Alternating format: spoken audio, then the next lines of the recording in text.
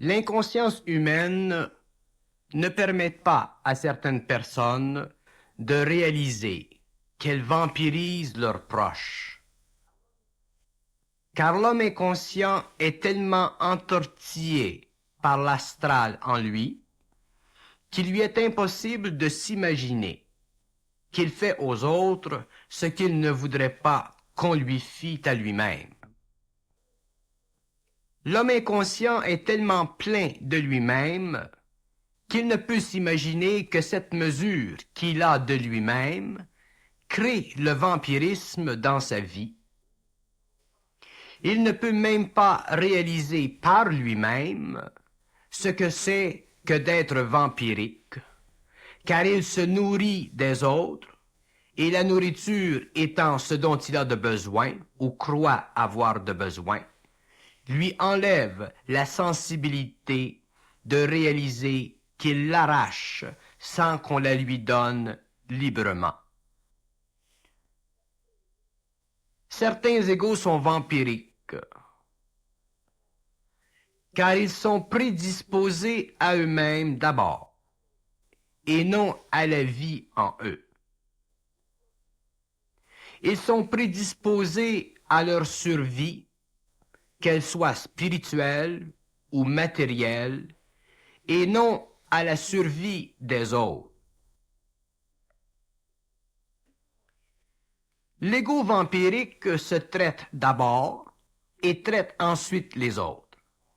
Il se sert d'abord pour ensuite laisser aux autres le reste du plat. Tant que l'ego est rempli de lui-même, il est vampirique, car à cause du fait qu'il est rempli de lui-même, il a besoin qu'on lui donne, car il est plus haut dans son estime que d'autres ne peuvent l'être dans le leur.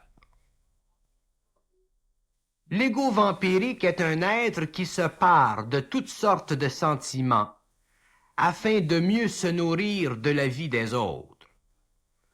Quel que soit son niveau d'intelligence, l'ego vampirique se voudra plus intelligent que les autres afin de donner raison à son vampirisme qu'il ne réalise pas. Le vampirisme est issu d'une vieille mémoire qui n'est pas encore éteinte en lui et qui lui fait sentir vibratoirement son souvenir. Là où l'ego est vampirique, il doit être nettoyé de cette mémoire, car le vampirisme est issu d'une vie mal comprise et incomplète dans le passé. Même si l'ego n'est pas conscient de son vampirisme, il en souffrira, car on ne peut arracher aux autres ce qu'ils nous donnent que par subterfuge, sans en subir éventuellement la répercussion. L'ordre de la vie est un ordre créateur, et tout ordre créatif engendre et ne retient pas. Et comme il engendre, il n'arrache pas. L'ego vampirique souffre d'intransigeance. Et c'est l'intransigeance en lui qui lui permet d'être vampirique, car l'intransigeance est la cuillère du vampirisme. Que vous regardiez le vampirisme sous un angle ou sous un autre, vous y trouverez toujours de l'intransigeance, car l'intransigeance est la lame de l'intelligence du vampirisme. L'intransigeance donne raison à l'ego de son vampirisme, et lui, le pauvre, ne le réalise pas, bien que ceux qui sont autour de lui le voient, le sentent et en souffrent. Le vampirisme ne peut s'éteindre qu'avec la réalisation profonde qu'il se donne de fausses valeurs et que ces valeurs font partie de cette conscience en lui qui est totalement sous le contrôle de l'astral, c'est-à-dire de ce monde qui ne connaît pas les lois de l'équilibre. L'ego vampirique ne sait pas équilibrer sa vie, de sorte qu'il la vit difficilement, car elle doit toujours être ajustée, toujours compensée, car elle n'est jamais ce qu'il voudrait qu'elle soit. L'ego vampirique s'instruit de ce qu'il croit être juste. Il se donne sa propre mesure de justification. Et son sens de justification peut être très bien défini selon le barème qu'il veut bien lui donner. L'ego vampirique s'instruit tellement de sa justification que si on le récuse, il explose, il se retourne, il se fâche et veut tout reprendre ailleurs, ce que l'on lui a refusé. S'il ne peut le reprendre, il le reprendra d'une autre façon, mais il le reprendra, car la soif d'être justifié fait partie de son intransigeance, de la violence de sa justification. L'ego vampirique pollue sa propre atmosphère, car il dégage des odeurs que d'autres peuvent sentir. Et un jour, peut-être, s'il est chanceux, on le lui fera savoir. Sinon, il continuera à penser qu'il est mieux que les autres et que les autres lui doivent, car il est leur supérieur. Pour que l'ego soit vampirique de façon négative, il faut qu'il sente en lui une certaine supériorité, car c'est ce sentiment qui lui donne l'allure dont il a de besoin pour se nourrir des autres et se justifier d'un tel acte. L'ego vampirique n'aime pas qu'on le discute, car si on le discute, on lui enlève le droit d'être juste de son jugement, et ce droit est important pour lui, car il devient la mesure selon laquelle il vit son vampirisme. L'ego vampirique ne comprend pas souvent qu'on s'éloigne de lui, car il ne voit pas ce qu'il fait. Il est aveugle de lui-même. Il ne peut s'accorder du fait qu'on veuille le délaisser. Le vampirisme de l'ego est varié, très varié, selon la personnalité, le caractère, le tempérament, les expériences. Mais il est universel dans sa mécanicité, car il provient du principe foncier de ne pas être parfaitement heureux avec sa vie. C'est ce fait au fond de tout qui le pousse à se carrer, à se former à partir des autres, des sièges confortables pour lui-même. Là où il y a vampirisme, il peut y avoir égoïsme. Mais une différence fondamentale existe entre l'ego égoïste et l'ego vampirique. L'ego égoïste manque d'intelligence, tandis que l'ego vampirique est intelligent dans le sens usuel du terme. Et son intelligence est suffisamment grande et déformée pour qu'elle apparaisse dans une bonne lumière à ses yeux. L'égoïste n'est pas suffisamment intelligent pour se nourrir des autres. Il essaiera simplement de ne pas trop partager avec eux. Tandis que l'ego vampirique peut très bien partager, mais il partagera pour pouvoir continuer à se nourrir plus tard. Le vampirique est un chasseur naturel. Il chasse constamment et trouve toujours une proie. Car la proie est naïve et facile, et lui, intelligent à sa façon. Mais l'ego vampirique ne réalise pas qu'il détruit l'amour des autres pour lui, car il ne réalise pas que les autres ne bénéficient jamais de lui, et à la longue, il se fatigue de lui donner ce qui leur est forcément soutiré. L'ego vampirique intervient rapidement dans la vie des autres, non pas pour les secourir, mais pour voir s'il n'y a pas quelque chose chez eux qui puisse le servir. Il est renard, il est fin, mais il n'est pas subtil, car la subtilité de son action lui est cachée.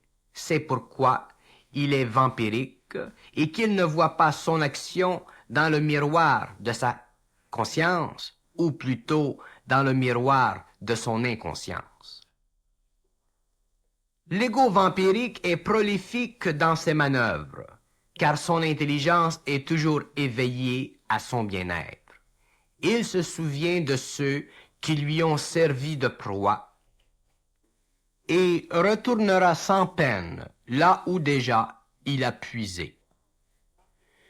L'ego vampirique ne questionne pas son action, car son manque de générosité naturelle l'entraîne et son mouvement est plus fort que son sens moral ou son sens d'équilibre dans l'action.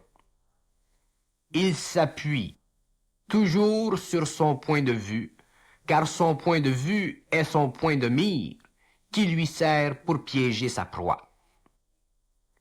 Il n'est pas nécessairement mauvais garçon ou mauvaise fille, il est simplement vampirique, c'est-à-dire qu'il prend avantage de tout sans s'en rendre compte. Les enfants, par exemple, certains enfants vampirisent leurs parents. Les amoureux se vampirisent. Les hommes vampirisent les hommes, les femmes vampirisent les femmes, ou ils se vampirisent entre eux. Le vampirisme de l'ego est une condition de l'ego qui fait qu'il a toujours besoin de quelque chose chez l'autre, au lieu de se la procurer par ses propres efforts. Il ne connaît pas l'échange pur et libre. C'est une condition qui fait qu'une personne s'appuie toujours sur une autre, car elle est sans colonne vertébrale. C'est une condition de l'être qui révèle sa faiblesse, son manque d'autonomie, son manque de volonté, bien qu'il puisse avoir beaucoup de caractère. Chaque forme de vampirisme possède ses mécanismes propres à elle-même. Et jamais le vampire ne se voit comme tel. Si on lui refuse, il se fâche, il se retourne, il crie qu'on est injuste contre lui. Il n'est pas raisonnable devant le refus. Comment l'ego peut-il réaliser son vampirisme si on le lui fait remarquer? Dans le cas contraire, il continue à vivre de la bonne volonté des autres ou de leur naïveté.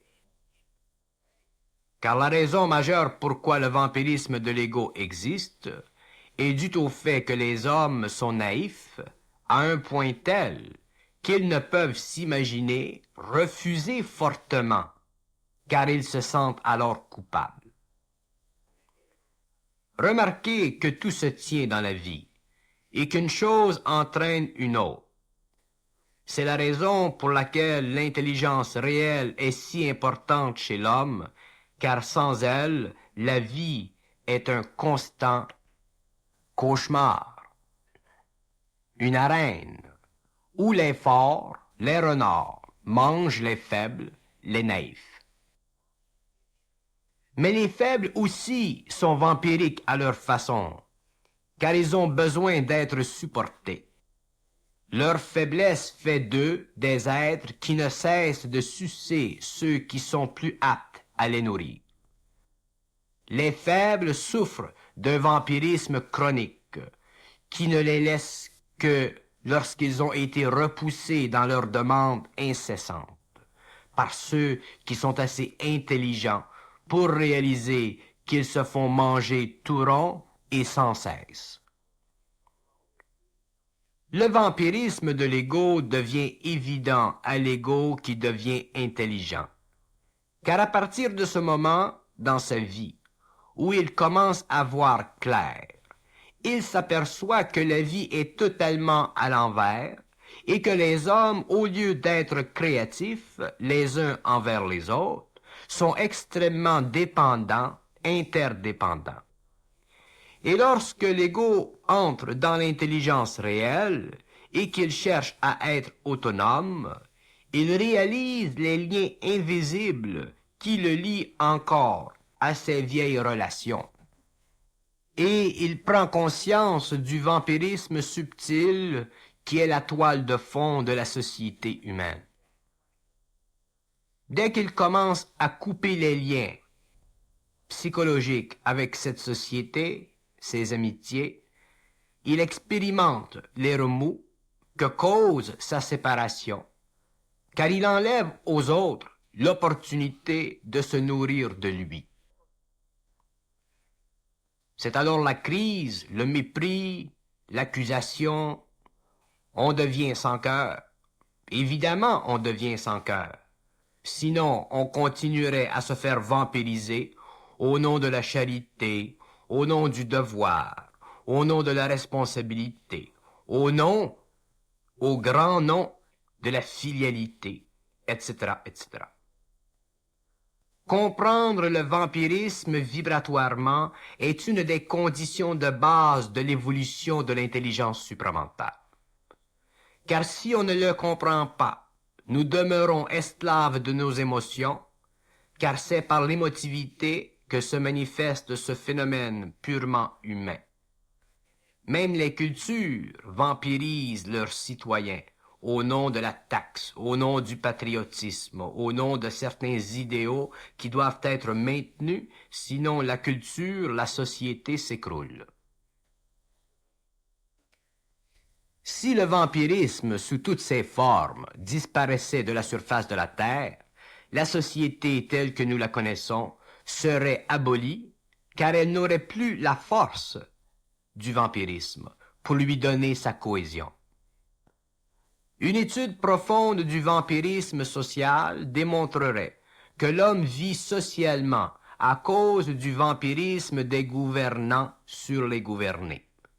Et tout le jeu de dépendance et d'interdépendance le voile sous toutes les formes possibles et imaginables de la légalité. À travers cette jungle de principes, les hommes se déchirent et se mangent les uns les autres. La vie terrestre ne devient claire à l'homme que lorsqu'il devient intelligent réellement, et à partir de ce moment, il ne joue plus le jeu. Il se retire dans une sorte de forteresse intérieure qui ne peut être prise d'assaut. Et un jour ou l'autre, s'il est prêt, change de palier de vie, non pas pour la mort, mais pour l'éther. Le vampirisme de l'ego contre l'ego est un affront à l'intelligence de l'homme conscient. Mais les hommes sont encore à leurs premières armes, et beaucoup de coups de lame devront être donnés afin de pouvoir éliminer de leur vie ce qui les vampirise ou ceux qui les vampirisent.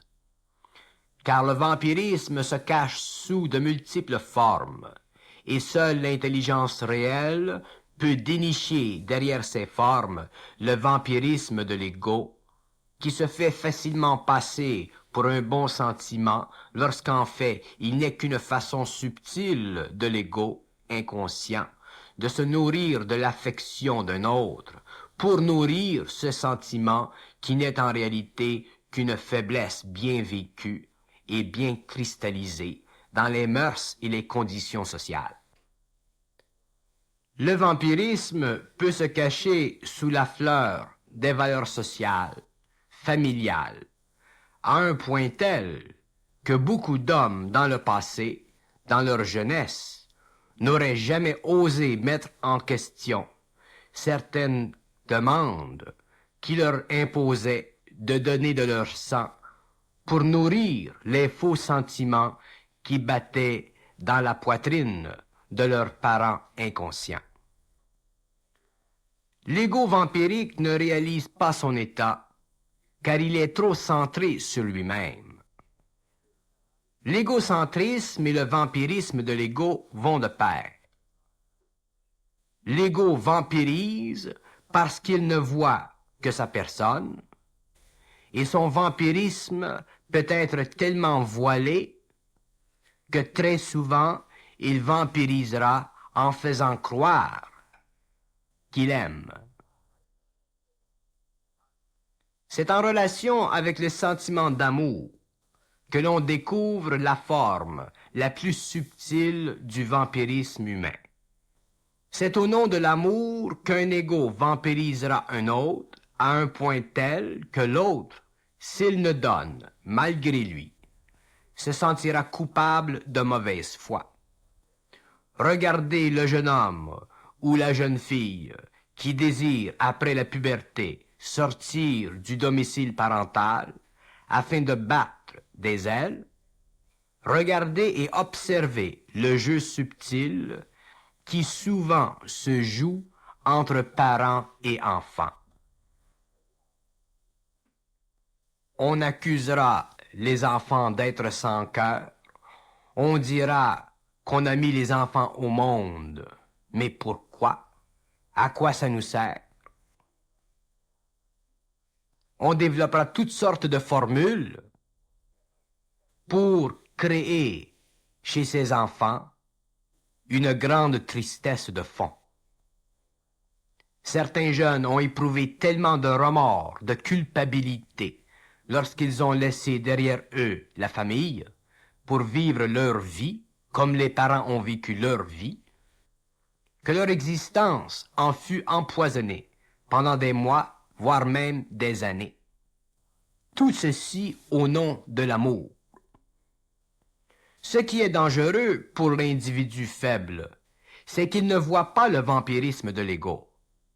Il est trop bon pour le voir, il est trop naïf. C'est très dangereux d'être trop bon, car nous perdons notre volonté d'agir, nous perdons notre intelligence, et nous nous soumettons à des sentiments puissants qui nourrissent le vampirisme des autres. Nous risquons notre intelligence. Notre culture a été orientée pendant des siècles à donner de nous-mêmes. Mais nous n'avons pas réalisé que ce principe, qui en lui-même est bon, ne peut être bénéfique pour l'individu et la société que s'il est universalisé dans la société. Mais comme il ne l'est pas, et qu'il est très loin de l'être, il faut que nous puissions voir le côté négatif de ce principe et réaliser qu'à tout bon principe doit être ajoutée grande intelligence afin que nous bénéficions du principe, mais que nous n'en soyons pas victimes.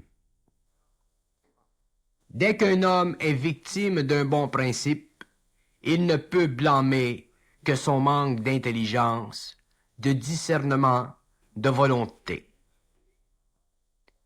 L'ego vampirique se servira de tout à sa disposition, de tout ce que la société reconnaît comme bon principe, pour soutenir sa cause et soutirer ce qu'il peut de ceux qui n'ont pas de discernement, de colonne vertébrale, de capacité de refus. On peut se permettre de vivre selon les bons principes de vie si on les comprend bien, si on en voit tous les aspects. Sinon, nous sommes voués à exécuter aveuglément pour le bénéfice d'autrui, que ce soit la société ou l'individu qui nous vampirise. L'individu, son individualité, son identité, sont des réalités qui ne peuvent être écrasées. Sinon, la vie humaine, la vie créative de l'homme, la vie complète, libre, n'est pas possible. Regardez ce qui se vit sous les régimes totalitaires, où le vampirisme d'État est à son maximum d'efficacité contre l'individu. Que vous le regardiez sous tel angle ou sous tel angle, sous telle ou telle condition, le vampirisme revient toujours à la même chose. Celui qui en est victime manque de discernement dans son intelligence et de volonté dans sa vie. À tout mal, il y a un remède. Le vampirisme de l'ego est un mal, car il soutire des forces, des énergies à l'autre. Et si ce dernier ne s'en rend pas compte, il est pauvre homme. Lorsqu'il s'en sera rendu compte, il réalisera que pendant des années, il a été appauvri dans son expérience, dans sa vie.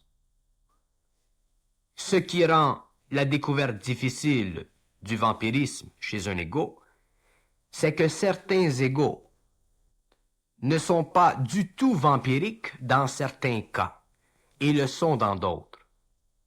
De sorte que l'égo qui est naïf, très bon, se refusera même de voir du vampirisme chez telle ou telle personne, car son discernement n'est pas suffisant pour lui faire voir que même le vampire peut avoir de très grandes qualités de cœur ou d'esprit.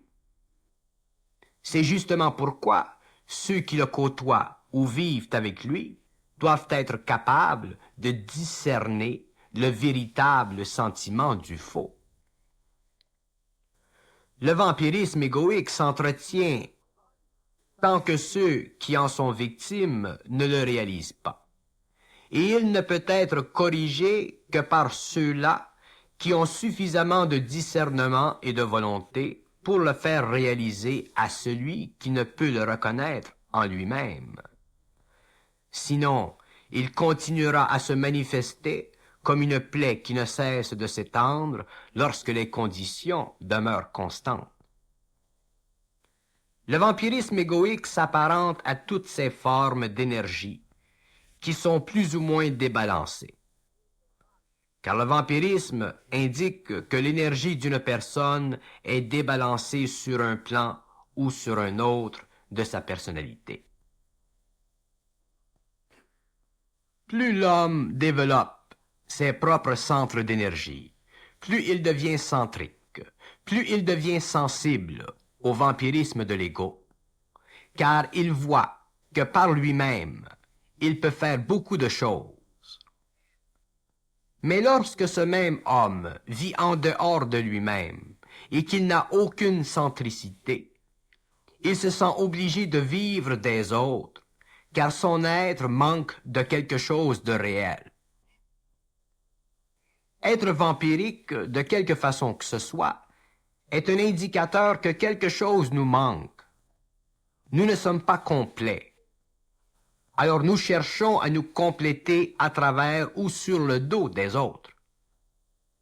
Ceci n'avance ni celui qui est vampirique, ni les autres qui se font vampiriser. L'un n'est que l'envers de l'autre. Lorsque l'homme a commencé à développer de la centricité, son intelligence et ses émotions ont pris une nouvelle tournure. Il est plus apte à se concentrer sur lui-même, à se nourrir lui-même, à se suffire à lui-même. Cette nouvelle tournure d'esprit le rapproche de lui-même et il se sent de mieux en mieux en lui-même et avec lui-même. Les hommes vivent tellement au crochet des autres qu'ils ont peine à découvrir leur propre richesse, leur propre créativité, leur propre moi. Leur moi réel est totalement équilibré. L'ego qui vampirise les autres ne réalise pas sa faiblesse, sa vulnérabilité. Une des grandes failles de l'ego vampirique, c'est sa vulnérabilité. Selon la nature de son vampirisme, il sera très vulnérable si on lui retranche ce dont il s'est toujours arraché des autres ou nourri des autres. Et sa vulnérabilité est tellement grande que là où il y aura retranchement, il y aura de l'agressivité temporaire vis-à-vis celui qui l'a toujours vampirisé. Un certain temps sera nécessaire pour que l'ego retrouve son calme et se remette du choc. La psychologie du vampirisme égoïque est une étude sans fin du comportement humain, car elle peut éclairer des aspects du comportement qui sont accumulatifs, c'est-à-dire qui engendrent d'autres aspects, de sorte que le vampirisme, s'il continue longuement au cours de la vie, engendrera des malaises dans l'esprit et le cœur, que l'on ne découvrira qu'à la longue. Il existe une grande relation entre le vampirisme et la sexualité amoureuse. Je dis la sexualité amoureuse car le sentiment de l'amour humain dans la sexualité est l'élément de base qui nous fait reconnaître que le vampirisme égoïque, surtout chez certaines femmes, est une des forces qui engendre une sorte de tension chez le mâle, lorsqu'une demande trop forte est indiquée chez la femme pour un rapport intime avec elle. Le vampirisme égoïque se cache derrière le grand sentiment de l'amour sexuel, ou de l'amour sexualisé, ou de la sexualité amoureuse. Retournez ça comme vous voulez. Et si ce sentiment n'est pas comblé dans l'acte, une frustration s'établit chez la femme.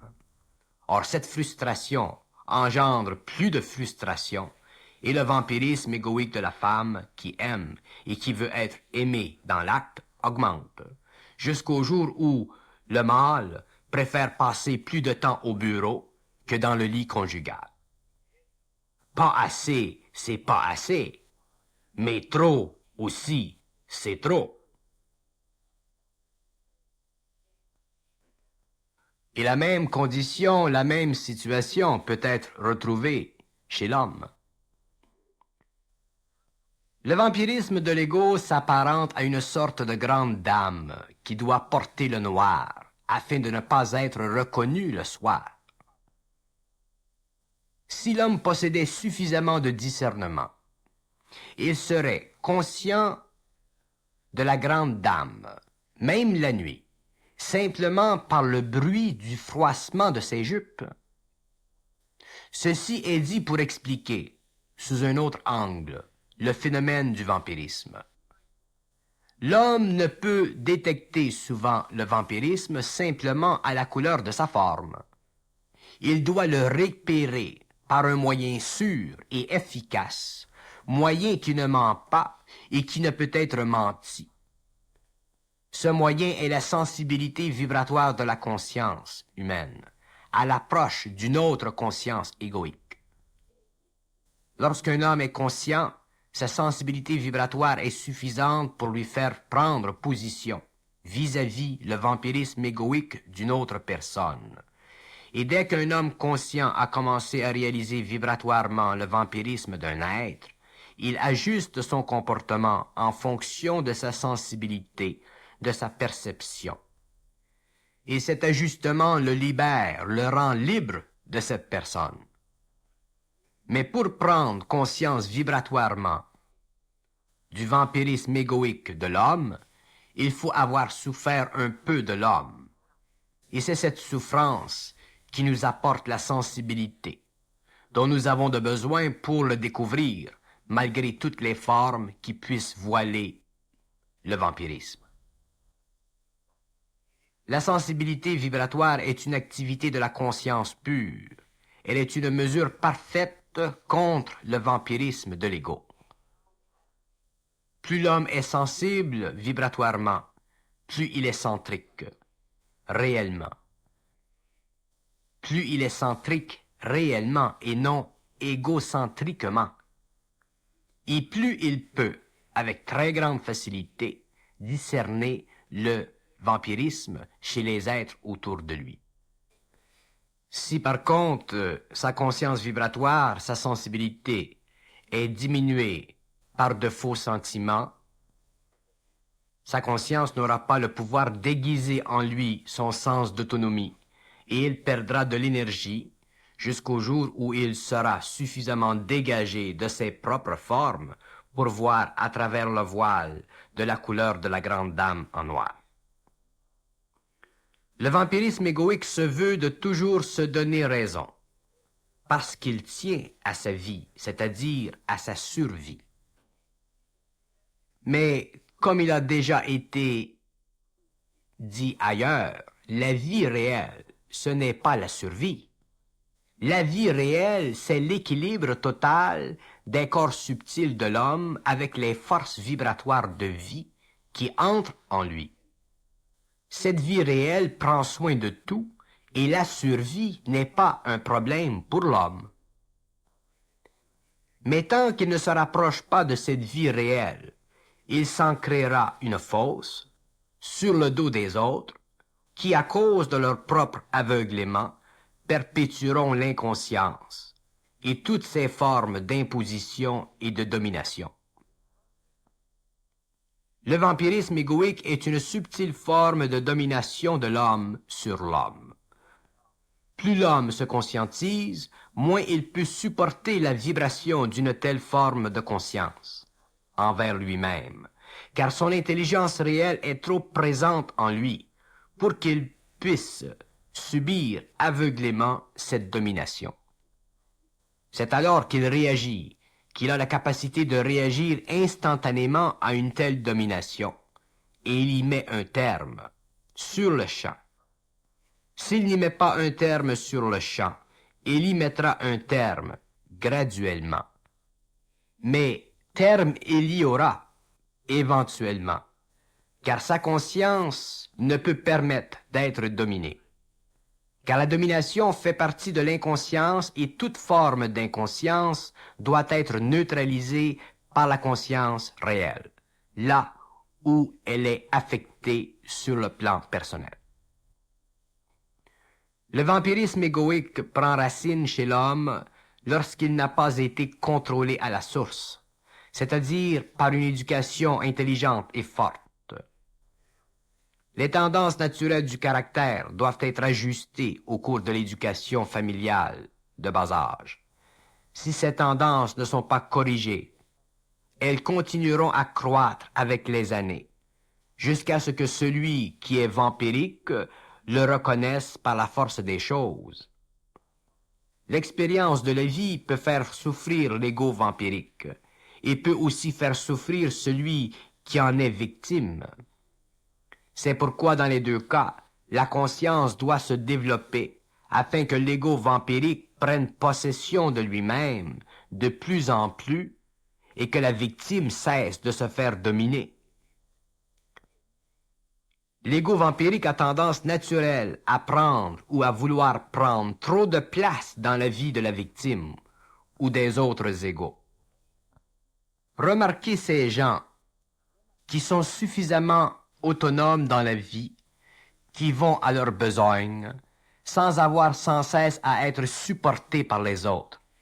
Et vous verrez que ces gens ont un certain succès dans leur vie, dans leurs affaires, car ils vivent de leurs énergies. Une sorte d'admiration se dégage de ceux qui les observent, et avec raison, car ces êtres apportent quelque chose dans la vie, au lieu de simplement l'infecter de leur faiblesse.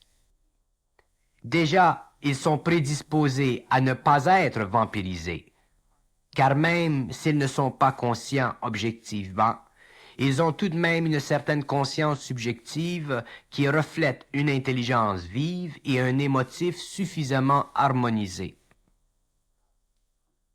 Le vampirisme égoïque traîne constamment les pieds dans la boue de ses émotions, car cette attitude vient d'une certaine émotivité, d'un certain manque de maturité vis-à-vis soi-même. La maturité vis-à-vis soi-même est une force de la conscience de l'homme, et plus cette force est grande, plus la conscience est grande et créative.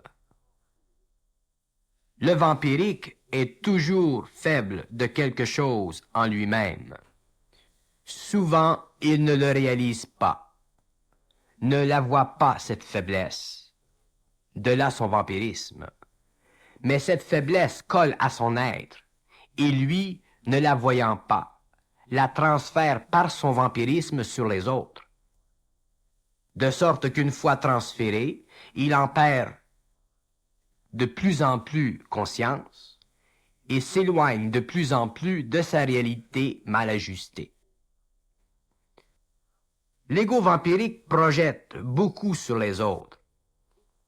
Ce sera toujours la faute des autres, par exemple. Alors cette attitude provient des mécanismes très subtils du vampirisme égoïque. En projetant sur les autres telle ou telle faute, il se servira de la réaction contre les autres et lui s'élèvera dans son propre estime.